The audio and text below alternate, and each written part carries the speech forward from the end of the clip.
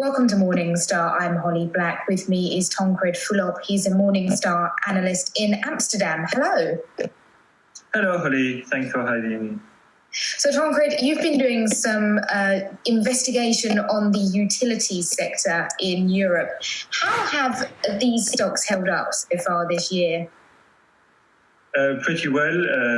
So European utilities are flat year to date, whereas the broad market is down by around 10%. And one reason that a lot of people like these stocks is that they pay dividends, but we've seen a lot of dividend cuts across the board amid the coronavirus pandemic. So what is the outlook for the payouts for these firms? Yes, as you mentioned, there was a wave of dividend cuts back in March, which caught investors off guard. 5 companies cut or canceled their dividends, including the 4 French utilities.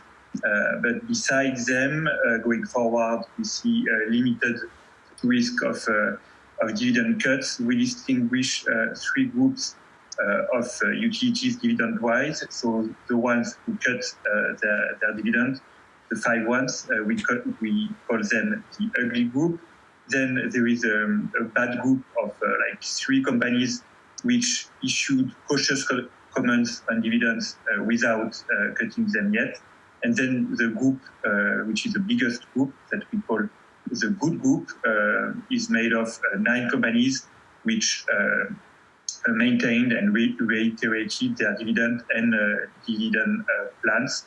So 9 companies, and for them, besides 1 company, which is Naturgy, we think that dividend is mostly safe because it's covered by free cash flow and by earnings growth.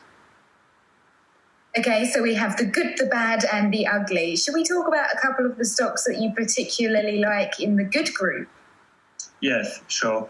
So I like Enel. It's in 3-star territory now, so slightly overvalued, but not significantly. You have a dividend yield of close to 5%.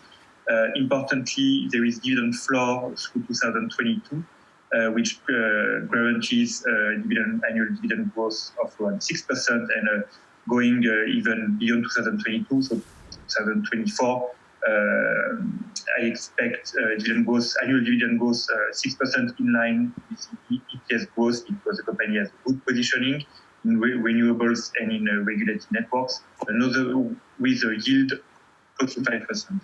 Another one that I like is RWE. So you have a lower dividend yield of 3%, but the stock is undervalued by around 15%.